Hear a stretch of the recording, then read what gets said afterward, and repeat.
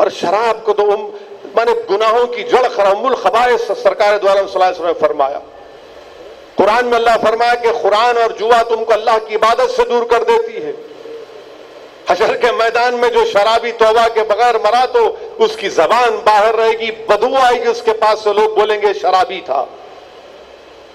میرے عزیز دوستو، یہ ڈرگز کا بڑا استعمال ہو رہا ہے، گانجے کا استعمال ہو رہا ہے. اب ہم کو ان برائیوں کا خاتمہ ہم کو کرنا ہے اپنے گھر سے. گھر کا ماحول ماشاءاللہ کیسے آپ خود دیکھ لیجئے. میں ہمارے آج سے 1-2 دن پہلے ایک صاحب سے یہی بات کر رہے تھے اپنے بچے کے بارے میں. میں ان سے پوچھا کہ آپ کے بچے کی عمر کیا؟ بولے 21 سال کا ہے، اس طرح کی حرکتیں کر رہا ہے. میں نے کہا بولتے کیوں نہیں اس کو، سمجھاتے کیوں نہیں آپ؟ انہوں کیا بولے، مجھے یہ بتائے کہ ارے صاحب اگر میں زیادہ اس پہ دباؤ ڈالوں گا تو گھر چھوڑ کے بھاگ جاتا ہوں. میں بولا کیسا بھاگتا گھر چھوڑ کے بھائی؟ نہیں صاحب زیادہ میں بولا تو بھاگ جاتا گھر چھوڑ کے. ہاں ماں باپ، بچے اولاد سے ڈر رہے ہیں. اولاد ڈرنا ماں باپ سے. مانے ہم اپنے والد کے سامنے، مرحوم کے سامنے ہماری روح قبض ہو جاتی تھی. زیادہ میں نے زندگی میں اس زمانے میں جو بھی مزاج تھا، جو لوگ ہماری عمر کے ہیں وہ تو اپنے والد کے سامنے نظر جھکا کر بیٹھتے تھے. نظر جھکا کر جو بھی شکایت غصہ کرنا تھا وہ اماں کے پاس جا کر کرتے تھے.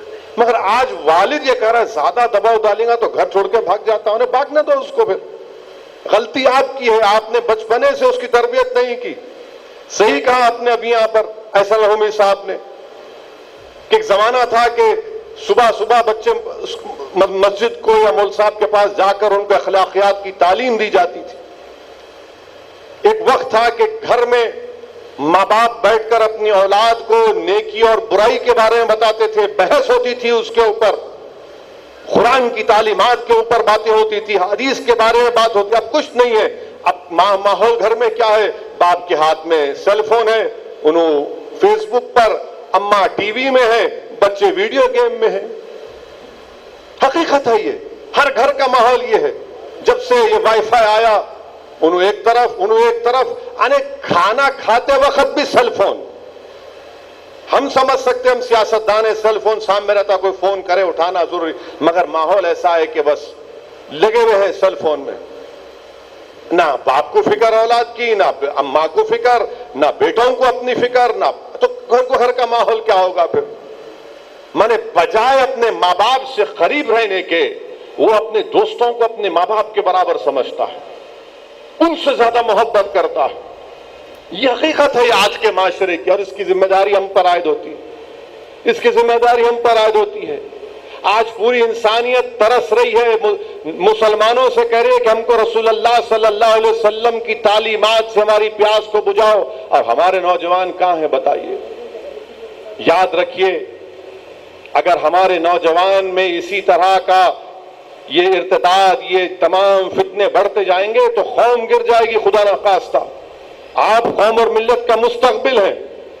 اگر آپ ان برائیوں کے راستے پر چلے جائیں گے تو پھر کیا ہوگا بتائیے آپ؟ اگر ہم کو اپنی غربت کی شکایت بھی ہے مگر شراب خانے بھی آباد، پیسے نہیں ہیں مگر شباب کے پورے سینٹر پر ہم موجود، آٹو ہے بیچارہ کسی کو دیتا ہے کہ بھائی کما کے دے تو شراب پی کر آٹو پکڑ جاتا ہے، اور دوسرے دن دارالسلام کو آ کر خود نہیں آتا، دور کھڑے ہو کے اپنی بیوی کو جاتا جا کے تم بول کے آؤ. کیا ہے بتائیے آپ؟ کیا آپ شراب پئیں گے؟ نام آپ کا کیا ہے؟ عبد الرحمان آپ کا نام ہے، اور آپ شراب آٹو چلا رہے ہیں، شراب پکڑا جا رہا ہے آپ کا. آپ ظلم کر رہے ہیں اپنے گھر میں، بہو آئی جہیز لے کے نہیں آئی، پیٹتے ہیں اس کو. پھر آپ کو شکایت ہے کہ بھائی میری بچی کی شادی بھی نہیں ہو رہی. یاد رکھیے، یہ برائیوں کا خاتمہ، یہ گناہوں کا خاتمہ، یہ معاشرے سے یہ قتل و غارت گری کو اگر ہم کو اور آپ کو مل کر ختم کرنا ہے تو اس کا ایک ہی طریقہ ہے کہ دین سیکھیے، اسلام کو سمجھیے. اسلام صرف یہی نہیں ہے کہ جمعے کے دن چلے گئے ذرا عطر لگا کے، یہ نہیں ہے. دین سمجھیے، علماء کے صحبت میں بیٹھیے، علماء کے صحبت میں بیٹھیے، اپنے ماں باپ کی عزت کریے، اپنی ماں کی قدر کریے، اپنی بیوی کی عزت کریے، اپنی بیوی سے محبت سے پیش آئیے. کیوں مارتے بھائی بیوی کو اپنے آپ؟ کس نے اختیار دیا مارنے کو آپ کو؟ علماء ہیں, پوچھیے آپ, میں ابھی رک جاتا ہوں. آپ یہ علماء آپ کو بولیں گے کیا بیوی کا کام کھانا پکانا ہے؟ نہ بولیے آپ کیا بیوی کا کام کھانا پکانا ہے شریعت میں؟ پوچھو آپ ان سے. نہیں, تم نہیں پکاؤ, ہم سنتے ہیں. آپ پوچھو, میں جانے کے بعد لو فتوا لو, آپ جا کے جامع نظامیہ سے فتوا لو کہ بیوی کا کام کھانا پکانا, پکانے کا ہے تو پکانے والی کو رکھ لینا میاں. رسول اللہ صلی اللہ علیہ وسلم خود اپنا کپڑا سیتے تھے, خود اپنا کام کرتے تھے. رسول اللہ صلی اللہ علیہ وسلم اشرف الانبیاء رحمت اللہ عالمین. اب انہوں کئی جھگڑے ہوئے, کھانا اچھا نہیں پکا. ارے تیرا کام اس کا کام نہیں ہے بابا, تم پکاؤ, یار پکانے والی کو رکھو, یا جو پکائے الحمدللہ. نہیں, میری اماں کی خدمت نہیں کری. ارے انہیں تمہاری بیوی ہے, نوکرانی ہے, اس پہ مارتے ہو اس کو. پورا ماحول برباد اور پوری شرمندگی ہم کو ہوتی ہے. اور پھر یہ میڈیا کو مل جاتا ہے انہوں ایسا کرے, جبکہ برائی سب میں ہے. یہ صرف مسلمانوں کے تک نہیں ہے, بلکہ ہم نے دیکھا پرانے شہر میں ایک شخص نے اپنے 2 سال کے بیٹے کا گلا کاٹ دیا. 2 سال کے بیٹے کا گلا کاٹ دیا.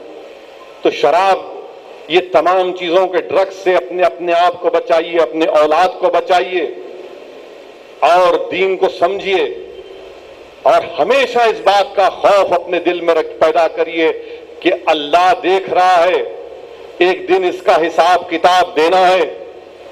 آج اگر کوئی طاقتور ہے تو کوئی یہ نہیں سمجھ سکتا کہ میں سب سے بڑا طاقتور تو اللہ ہے, سب کو حساب دینا ہے.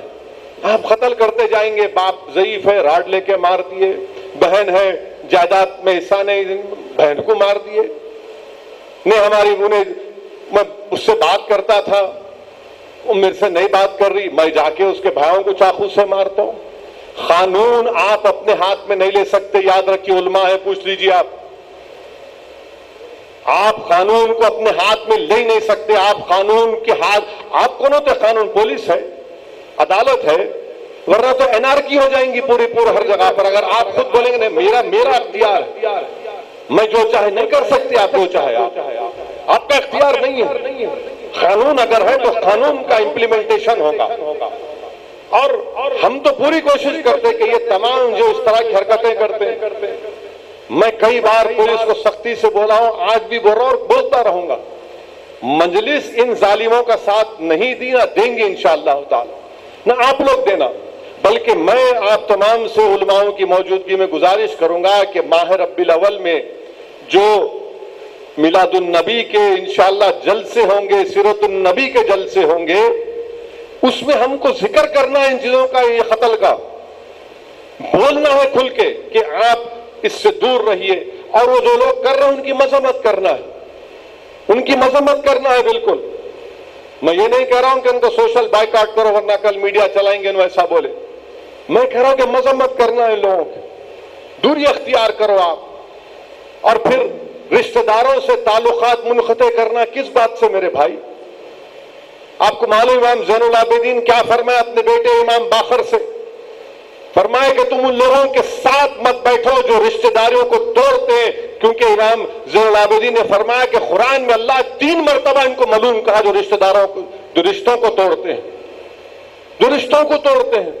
حضرت ابو ہریرہ رضی اللہ تعالیٰ عنہ حدیث سنا رہے رسول اللہ صلی اللہ علیہ وسلم کی, اور بول رہے کہ اگر اس میری محفل میں وہ لوگ ہیں جو اپنے رشتہ داروں سے تعلقات منقطع کیے تو اٹھ کے چلے جاؤ ایسے, اٹھو ایسے, نہیں بیٹھنا.